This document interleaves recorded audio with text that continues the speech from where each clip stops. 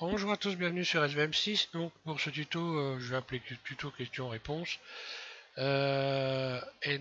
Venir en aide à David Boudier. Donc David Boudier, voilà, ce que vous voyez là, c'est la réalisation de David qui, en étant débutant, a décidé de modéliser ce qu'on pourrait appeler un drakkar. En fait, ça s'appelle un landskip, ce qui est un bateau de viking, et donc qui est un débutant. Et donc, il utilise la chaîne pour SVM6 donc pour modéliser, hein, entre autres, j'espère pour lui aussi qu'il regarde d'autres chaînes, hein. Euh, mais en l'occurrence, on a beaucoup de commentaires ensemble pour modéliser ce navire. Alors, ce qu'on voit évidemment, quand on voit ça, je vous dis, c'est un débutant. Donc, David est un débutant, oui, il y a que quelques semaines, ça doit faire 4 mois, je pense. Tu m'arrêtes, David, hein, si c'est pas ça, mais on ne doit pas en être loin. Il y a encore que 4 mois, grosso modo. Je ne savais même pas ce que c'était un plan ou ce que c'était un vertice. Enfin voilà. Donc on parle vraiment de quelqu'un qui est débutant et qui arrive à faire ce que vous voyez là, donc qui est carrément exceptionnel. Alors la question qu'on peut se poser, c'est pour certains, vous êtes peut-être mis sur Blender et puis vous avez mis beaucoup plus de temps pour arriver à faire un objet aussi beau que celui-là. Et peut-être vous allez vous poser la question, vous dire mais comment que ça se fait qu'on puisse arriver en si peu de temps à réaliser quelque chose d'aussi important. Alors c'est très très simple. D'abord euh, il y a quand même la persistance, hein, l'envie de le faire évidemment. Mais il y a aussi une chose qui est extrêmement importante, c'est que euh, David utilise Blender en français. Et donc en français, ça veut dire quoi? Je vais comprendre. Ça veut dire je comprends ce que je fais. C'est écrit en français quand je parle pas l'anglais. Et bien évidemment, pour apprendre, si j'apprends avec quelque chose que je ne comprends pas, ça devient extrêmement difficile et très très long d'arriver à faire quelque chose. Donc lorsque l'on est français, que l'on ne parle pas l'anglais, comme la quasi-totalité des Français, on ne met pas Blender en anglais. Voilà la preuve. La preuve est là. Pour ceux qui en doutent, alors j'arrête pas de le dire, je l'ai dit beaucoup, mais apparemment on n'a pas l'air de comprendre. Il y a encore des gens qui s'imaginent que en mettant Blender en anglais, on apprend rapidement. C'est une erreur, c'est faux. Vous allez mettre pour faire un objet comme celui-ci, si vous êtes en anglais, vous ne parlez pas le français, vous ne parlez pas l'anglais, vous allez mettre, voire 1 an, 2 ans peut-être même, pour arriver à faire ça. Vous allez mettre beaucoup plus de temps. Donc si vous, encore une fois, je répète et je redis, lorsque l'on utilise Blender, que l'on est français, qu'on ne parle pas l'anglais, on l'utilise en français. Il y a suffisamment de tutos. J'en suis à 700 tutos sur la chaîne. Il y en a d'autres qui font comme moi. Vous avez par exemple Didier. Oui, oui, non, non, oui, oui. Non, j'ai un tuto. Excusez-moi. Oui, je disais donc, vous avez donc Didier Nebreda avec sa chaîne donc qui fait des tutos également en français. Et il y a plein de tutos en français maintenant. Alors maintenant, on peut regarder, c'est intéressant évidemment de regarder des tutos en anglais. Et à partir de là, rien n'empêche de passer de l'un à l'autre. Vous pouvez, lorsque vous regardez un tuto en anglais, vous mettre en anglais. Et puis, donc, vous allez tout de suite comprendre beaucoup plus vite, évidemment, là où la personne qui a son interface en anglais euh, clique, vous allez tout de suite repérer beaucoup plus facilement et gagner beaucoup de temps, même en regardant des tutos en anglais alors que vous n'y comprenez rien du tout. Vous allez gagner énormément de temps. Excusez-moi, je tourne le bateau, mais ça, c'est un tic, j'adore tourner les objets, moi. Donc, pour ce tuto, ce que je vous propose, déjà, je vais passer sur une autre fenêtre et puis on va parler de tout ça en détail. Alors, voilà, donc, avant de commencer, puisqu'on en est un peu dans la pédagogie aussi, autre chose que je voudrais préciser qui est extrêmement important, quand on fait un tuto, on utilise des raccourcis, je vais le répéter encore une fois, on utilise des raccourcis clavier. Souvent dans les tutos, vous avez des personnes qui ne font que ça, de vous donner des raccourcis clavier. Alors les raccourcis clavier, le problème c'est que pour les mémoriser, grosso modo vous en avez, je ne sais plus combien, mais ça doit être plus de 200, c'est un truc, c'est énorme. Les raccourcis clavier, ils sont là, on les retrouve, je vais dans les préférences utilisateurs. Ici, donc, je dois avoir ça dans, il me semble, édition, non, oui, dans entrée. Vous allez dans entrée, vous tapez un A ici dans cette fenêtre, voilà. Et là, vous avez la liste des raccourcis clavier, vous voyez. Et là, il y en a, et un truc, c'est énorme, d'ailleurs, j'arrive même plus à bouger ici, le curseur. Si je descends, on voit la vitesse, hein, j'arrive même plus à l'attraper, tellement il y en a. Et puis j'ai deux fenêtres d'ouvertes, là je commence à ramer un peu. Mais voilà la liste des raccourcis clavier. Comment voulez-vous que des personnes puissent assimiler autant de raccourcis? Non, c'est pas possible. Donc, moi ce que je fais dans mes tutos, j'annonce les raccourcis qui sont les plus importants, ce que on peut pas passer à côté, hein, je veux dire, voilà. Hein. Il y a des raccourcis, hein, comme par exemple A, voilà, CTRL A, etc. Il y a des trucs, on peut pas passer à côté.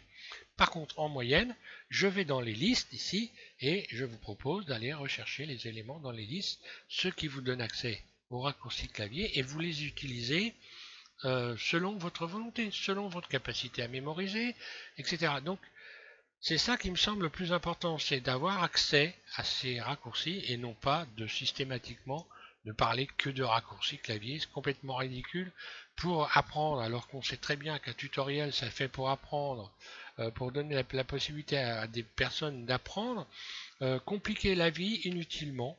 Voilà, donc moi, j'ai choisi cette solution. Quand vous ne voyez rien du tout d'inscrit, ben c'est qu'il n'y a pas de raccourci clavier, tout simplement. Voilà. Donc c'était juste une petite explication pour, pour vous situer, pour ceux qui prendraient les tutos en cours et qui me prennent pour la première fois, qui me regardent pour la première fois, voilà une explication pour la compréhension de ce que je suis en train de faire. Donc je ne fais pas les choses au hasard, je ne fais pas n'importe quoi, je ne suis pas un débutant et j'ai largement réfléchi au pour et au contre de ce que je suis en train de dire. Hein. Voilà. Donc, je repars. Cette fois-ci, j'arrête le blablabla. Il est temps qu'on passe aux explications. On va parler de doublons. Donc, je vais rajouter un cube ici. Et ce cube, voilà, j'ai donc ajouté un objet, un cube. Et je vais l'emmener en mode edit. Voilà. Je l'emmène en mode edit. Ici, on va parler, donc, je vais vous expliquer ce que c'est que des doublons. Après, on va regarder ce qu'il y a inscrit ici. Si je duplique ce cube, je fais, donc là, ce cube, on regarde bien ici, il y a 8 vertices. Voilà, voilà, je vais revenir ici, voilà, je vais en parler en même temps. Voilà, le nombre de vertices de l'objet est inscrit ici. Vertices, j'ai 8 vertices. Donc, vous pouvez compter, il y a bien 8 vertices. Hein. Si je fais Shift D, un clic gauche, je me retrouve avec deux cubes. J'ai dupliqué, je fais Shift D, je duplique mon cube. Donc, je me retrouve avec deux cubes. Là, quand je tire celui-là, on voit qu'en dessous, il y en a un autre. Et les doublons, ce sont les vertices qui sont les uns sur les autres. Puisque là, j'ai deux cubes l'un sur l'autre, j'ai des vertices, on le voit là, qui sont empilés les uns sur les autres. Et donc des vertices qui ne servent à rien du tout, et qui ne font que alourdir le modèle, et évidemment amener à ramer. Donc si je dois retirer les doublons, systématiquement, c'est une chose qu'il faut faire automatiquement. Donc David, à chaque fois que tu vas faire quelque chose, ne te dis pas je n'ai pas créé de vertices, parce que même moi, avec l'habitude que j'ai créé des doublons, pardon. Même moi, avec l'habitude que j'ai, je crée des doublons. Donc c'est systématique, on réfléchit même plus, on se dit pas c'est moi le meilleur, hein, je dis pas ça pour toi, mais il y a quelques fois j'ai regardé des tutos avec des personnes qui disent quand même qu'arriver à leur niveau, ils font pas de doublons, et ça me laisse rêveur quand même. Hein. Donc pour enlever les doublons, on sélectionne tout, et puis on fait ici dans Outils, on va aller retirer les doublons ici dans la liste déroulante, un clic gauche, voilà. Et là on voit ici le nombre de vertices qui ont été supprimés. Là et hop, là, ça s'arrête, je recommence, Shift D, un clic gauche, j'ai donc des doublons, je recommence avec mes 8 vertices, et puis je vais recommencer à tout sélectionner, et enlever les doublons. Voilà, et on voit là 8 vertices supprimés. Donc du coup, je n'ai plus que un seul cube. alors que j'en avais bien deux, hein. Je recommence, Shift D, voilà, j'ai bien deux cubes, un clic droit je lâche, et enlever les doublons. Hop, ah, je n'ai pas tout sélectionné. Voilà l'explication. Voilà, 8 vertices. Si vous ne voyez pas de suppression de doublons, voilà, là j'ai plus qu'un élément. Bon, maintenant on va parler de ce qui se passe ici. Donc j'ai ajouté un objet, l'objet c'est un cube, il y a 8 vertices, ok. Des arêtes, il y a 12 arêtes. Il y a 6 faces, hein, ça correspond bien ici à un cube, hein, 6 faces. Et ici donc ce sont donc la triangulation, c'est les triangles. Alors un triangle, donc on a 6 faces, hein, on va être bien d'accord, il n'y a pas de triangle, mais s'il y avait des triangles, ce que je vais faire maintenant, il y aurait 12 faces. Donc je vais ici dans face, et puis je vais trianguler les faces. Alors trianguler les faces, c'est CTRL T. Voilà. Donc là, si je fais CTRL T, un clic gauche, voilà. Et j'ai donc bien 12 triangles. Puisque j'ai 6 faces qui se sont coupées en deux, 6 fois 2, 12. Voilà, j'ai bien 12 triangles. Et là, ici, vous avez la mémoire que vous consommez avec ce blind. Voilà. Voilà ce qui est la mémoire qui est impactée sur votre ordinateur. Donc évidemment, c'est ça, ça va être ça le nerf de la guerre. Plus l'objet sera lourd, évidemment, plus ça va devenir compliqué pour beaucoup de choses, pour le texturer, pour le déplacer. On arrive à un moment où ça rame complètement, ou alors carrément, là, votre machine ne veut plus du tout accepter le modèle, ne fait plus rien du tout. Voilà. À chaque fois, vous plantez le système. Alors maintenant, je vais vous parler des calques. On va voir comment on réalise des calques. Donc, simplement, on va imaginer, alors je vais rajouter ici des objets, hein. Je vais rajouter des objets, voilà, créer une sphère. Voilà, la sphère, je vais carrément la mettre à l'intérieur du cube. Je vais rajouter donc un tore, voilà, et on va estimer que ceci, et on va imaginer que cet ensemble-là, qui constitue un ensemble d'un objet, puisque simplement j'ai tout rajouté les objets dans le mode Edit, et donc là, je n'ai qu'un objet que j'attrape à la volée comme ça, un clic droit avec ma souris. Donc là, en fait, on pourrait imaginer que ça soit un bateau qui est constitué de 3 pièces. Imaginons que ces pièces soient très lourdes et que j'ai besoin de créer des calques. Alors, simplement, pour créer un calque, je vais sélectionner une partie de l'objet. Donc là, on va dire celui-là, c'est le mât, par exemple, le mât du bateau. CTRL L, je le sélectionne, puis je vais en faire un objet indépendant de l'ensemble. En faisant P, voilà, je crée en réalité, je vais séparer le mât de l'ensemble du bateau en cliquant P, sélection. Et lorsque je reviens ici dans le mode objet, je me retrouve avec non plus un seul objet, mais 2 objets. Et exactement pareil pour le tore ici, donc c'est cet objet-là, CTRL L, P, sélection. Donc là, lorsque je vais revenir en mode objet, je me retrouve avec 3 objets. Et ces 3 objets, je vais pouvoir les dispatcher sur des calques. Les calques qui sont représentés ici par ces petits carreaux. On voit, c'est là. Et donc ces calques-là, je vais, pour pouvoir dispatcher les objets, je vais utiliser ici. Je clique sur cette icône et sur cette liste déroulante, vous avez Relations. Vous cliquez sur Relations si vous ne l'avez pas déjà fait.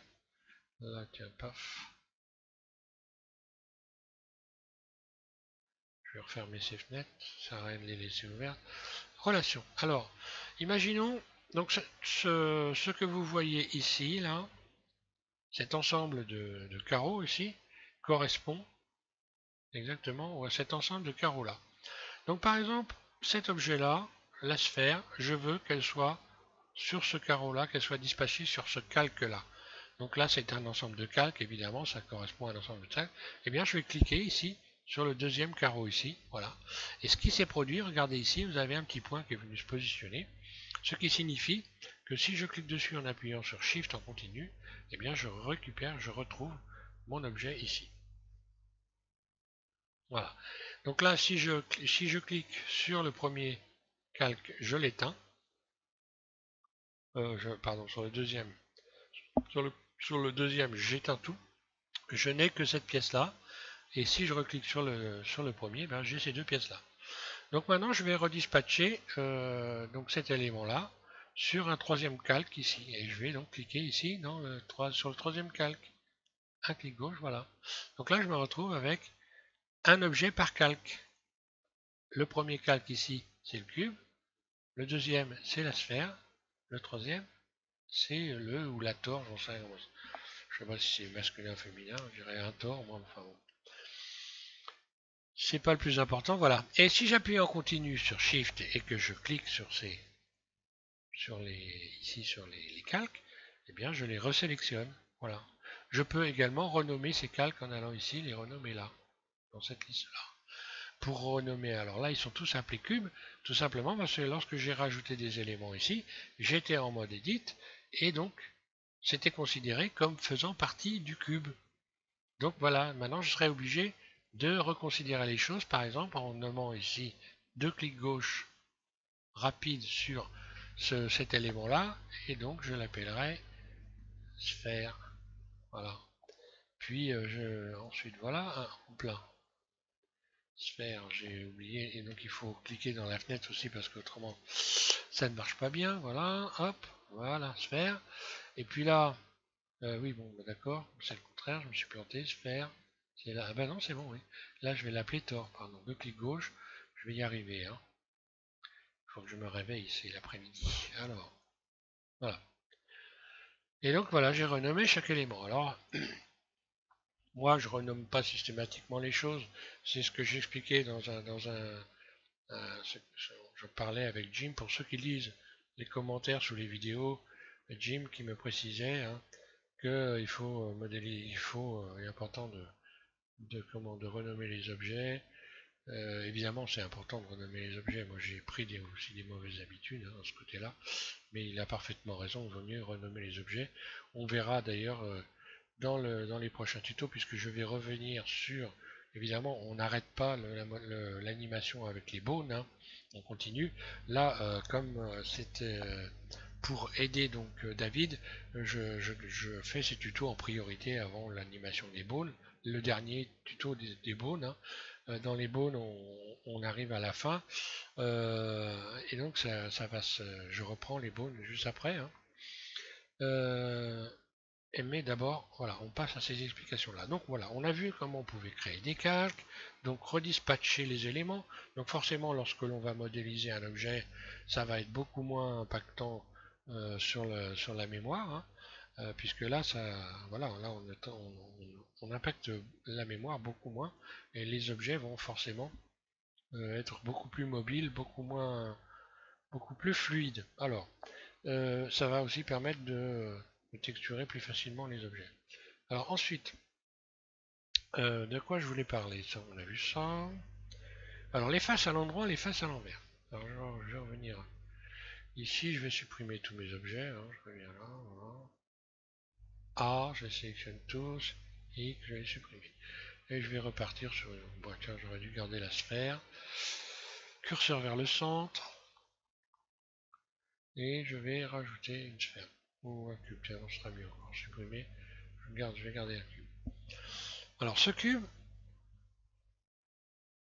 je vais donc renverser les faces, mais d'abord je vais peut-être si je vais renverser les faces. Alors là il n'est pas subdivisé, je vais me mettre en mode edit. Alors, on va parler des faces à l'endroit et des faces à l'envers. Donc je vais vous faire voir les faces à l'endroit, les faces à l'envers. Par exemple, je vais sélectionner ces deux faces-là et je vais aller ici dans ombrage. Je vais aller dans ombrage, oui ici, ombrage. Voilà. Et je vais inverser la direction. J'inverse la direction. Donc vous avez vu déjà que les faces ont changé de couleur. Elles sont plus la même couleur. Si je me mets en mode objet, je ne le vois pas forcément pour le moment. Sauf que la réalité est bien là. Donc là, on voit bien que C'est très léger, mais il y a un gris et ici un gris foncé, un gris clair. Donc là, on le voit mieux quand on regarde comme ça. Donc évidemment, ce qui est important, c'est d'avoir les faces, toutes les faces du même côté. Donc, c'est quoi les faces à l'endroit? C'est quoi les faces à l'envers? En réalité, ça dépend ce que vous avez envie de choisir. Moi, pour face à l'endroit, j'ai décidé de choisir les faces claires. Donc, à chaque fois, sur mes objets, je fais en sorte que les faces claires soient apparentes sur l'extérieur des objets, alors que les faces foncées seront à l'intérieur des objets. Imaginons donc une sphère. La sphère sera claire au-dessus, et si je passe à l'intérieur de la sphère, elle sera foncée. D'ailleurs, lorsque l'on va ajouter une sphère, on va regarder, je vais ajouter une sphère ici. Alors moi j'ai choisi ça parce que j'ai choisi de garder les faces claires comme étant les faces extérieures. Simplement parce que lorsqu'on va chercher un objet, hein, hop, voilà, lorsque je vais chercher par exemple une sphère, je vais, voilà, je vais naturellement, les faces claires sont donc à l'extérieur. On va aller regarder, jeter un œil à l'intérieur.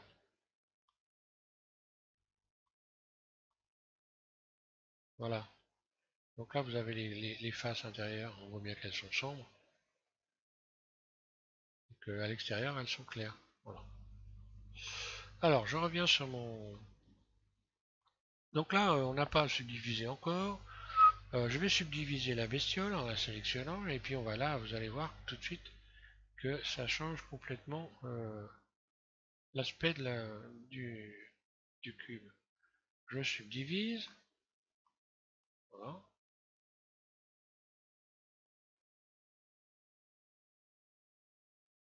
Allez, 3 fois. Donc là, on voit bien, voilà, que j'ai des faces claires et des faces sombres. Si je resélectionne cette face-là, que j'inverse les ombres, voilà, ici je peux inverser les ombres. Donc on peut aussi, lorsqu'on a comme ça des faces, beaucoup de faces qui sont à l'endroit, à l'envers, qui en a un petit mélange, on peut éventuellement tout sélectionner et aller faire recalculer. Donc en recalculant, Blender m'a remis les faces dans le bon sens. Alors il peut arriver que ça marche plus ou moins bien. Donc après on reprend les éléments les uns après les autres et puis voilà. Hein. Euh, Définir les normales personnalisées vertex, celle des faces sélectionnées. Ça je me rappelle plus à quoi ça sert, ça je m'en sers rarement. Définir les normales personnalisées de vertex d'après celle des faces. Ah oui, d'accord. Oui, donc ok, voilà. Si je sélectionne une face, alors bon, on va imaginer celle-là. On va imaginer que celle-là c'est une face foncée, donc je vais inverser la direction. Et je vais déterminer que les autres, donc je sélectionne tout. Je pense que ça doit être ça, hein, non?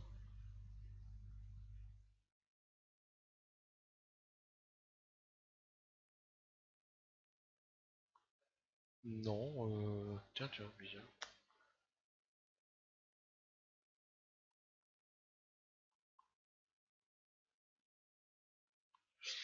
Hum, bon, bon, ça n'a pas une immense importance, mais je vois pas l'utilité de ce truc-là. Bon, peut-être qu'il y a quelqu'un qui le saura. Hein. Ne vous gênez pas si vous trouvez la solution, je vais certainement la trouver, je reparlerai dans le prochain tuto, puisque on va reprendre le bateau et puis éplucher tous les problèmes qu'il y a, donc, et les corriger. Euh, bon, on va parler quand même d'une autre erreur qui est elle aussi très très fréquente chez les personnes qui débutent. C'est donc l'accumulation d'un nombre de vertices qui n'est pas, donc Blender ne cautionne pas en réalité, ou j'ai envie de dire applique, mais qui crée qui peuvent créer des perturbations. Je vais m'expliquer. Ici, je sélectionne des faces et je vais faire X. Je vais donc dissoudre je vais supprimer les faces seulement, uniquement les faces, ce qui fait que je vais me retrouver ici avec une arête, voilà, une arête qui est donc libre. Je vais subdiviser, voilà, pour qu'on comprenne mieux. Imaginons par exemple que sur cette arête ici, je rajoute des rayons en faisant CTRL R et je, hop là, CTRL R, un clic gauche, CTRL R et je rajoute, voilà, je fais tourner la roulette de ma souris, je vais rajouter 3 vertices par exemple, voilà, là j'ai rajouté 3 vertices. Donc en tout, si je ferme cet ensemble là, je vais me retrouver avec une face qui va, donc je vais faire fermer F, je vais me retrouver avec cette face là qui a non plus 4 ou 3 vertices pour composer une face, mais qui se retrouve euh, avec donc 5, 6, 7, avec 7, 7 vertices. Donc là, on peut le faire. Avant, on ne pouvait pas le faire avec Blender. Blender n'acceptait pas ça pouvait pas le faire. Maintenant, Blender permet de faire ça. On peut le faire. Alors, on va voir les avantages, les inconvénients. Alors, ce que je veux faire, alors, je vais fermer celle-là aussi. Donc, je me retrouve évidemment avec un cube qui a ici donc des faces qui sont pas, je dirais, pas conformes. Pas conformes dans le sens où si je subdivise ici mon cube, donc je sélectionne tout le cube, je vais le subdiviser, ici je vais, voilà. Et ce qui se passe, ce qu'on a, voilà ce qu'on obtient, je vais même l'adoucir, on voit qu'on a une déformation lorsque l'on subdivise le cube. Si je n'avais pas ces vertices-là, je n'aurais pas du tout cette forme-là. Je vais les sélectionner et je vais faire donc X, dissoudre les vertices. Et là, je me retrouve, voilà, l'objet qui est subdivisé doit avoir cette forme-là quand les faces sont conformes. Alors, on peut évidemment avoir des faces non conformes à condition que l'on ne subdivise pas l'objet. Et à partir de là, bon ben, pourquoi pas. Là, je vais voilà, je vais retirer l'adoucissement, je vais mettre à plat, voilà, pour retrouver mon modèle. Donc voilà ce qu'il faut savoir. Donc souvent l'erreur c'est justement de ne pas avoir des faces qui sont conformes, ce qui évidemment va entraîner Blender à ramer. On a ce genre de problème là par exemple lorsque l'on va écrire du texte et que l'on subdivise le texte par exemple.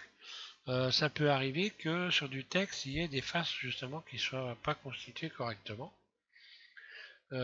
Surtout si on fait du nettoyage, hein, parce que quand on fait du texte, on peut carrément fermer des lettres comme ça, mais il y a encore des problèmes justement de constitution de face qui ne sont pas conformes.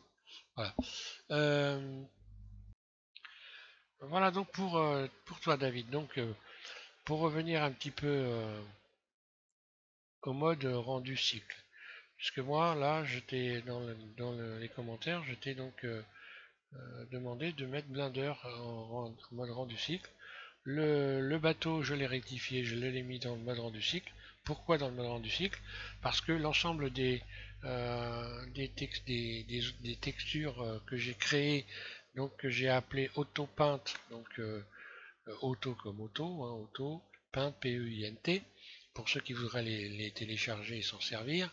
Donc vous tapez simplement SVM6 panel texture et vous allez pouvoir tomber sur des textures, ou alors vous tapez SVM6 AutoPaint et donc vous allez pouvoir récupérer sous les vidéos des textures qui sont préconçues et que vous pouvez utiliser tout de suite. J'explique en plus dans les tutos comment vous allez pouvoir vous en servir. Alors pour se servir de ces textures, puisque tu m'as fait référence à une texture bois que j'avais donc fait pour modéliser le cordage, eh bien cette texture il faut l'utiliser dans le mode cycle et non pas dans le mode rendu Blender. Le mode rendu cycle est là, dans cette liste ici, et le mode rendu Blender est ici. Alors la différence qu'il y a, c'est qu'on a une différence de réalisme dans les textures. Les textures sont beaucoup plus jolies dans le mode cycle, ça n'a plus rien à voir avec le mode rendu Blender. Bon, en règle générale, on peut évidemment toujours se servir du mode rendu Blender, puisque moi j'ai laissé les tutos, tous les tutos que j'ai fait sur le mode rendu Blender qui peuvent servir encore. Si on faisait du dessin animé sans vouloir rajouter particulièrement des textures très réalistes, on peut toujours se servir du mode rendu Blender. Il y a le mode rendu jeu, mais il y en a beaucoup d'autres, on peut en rajouter. Hein. Il y a beaucoup de modes de rendu. Alors, mode de rendu, Bah, évidemment, ça impacte sur la rapidité d'exécution de la machine, sur beaucoup de choses, hein. Mais bon, l'idéal maintenant, moi je conseille de passer dans un cycle, hein. Un cycle, c'est quand même ce qui va donner le mieux en termes de rendu. Alors là, surtout qu'on a un beau bateau, on va donc lui donner un bel aspect. On va essayer de lui donner un bel aspect. Mais avant tout, donc David, tu vas corriger ce que tu as fait ou essayer de le faire, hein. Tu feras comme tu voudras. Donc là, tu as pu télécharger le bateau en partie corrigé, mais on va voir, on va continuer. Et je vais reprendre le bateau dans le prochain tuto. Donc là, j'en fais un deuxième, ça devrait suffire. Et on va éplucher un petit peu le bateau et voir tout ce qu'il y a qui va pas. Et on va corriger. Et je vais vous donner les explications pour pouvoir comprendre tout ça. Voilà. Merci à tous de suivre SVM6. Et puis surtout si vous êtes débutant en plus depuis pas très longtemps, regardez ces deux tutos. C'est important pour vous. Voilà.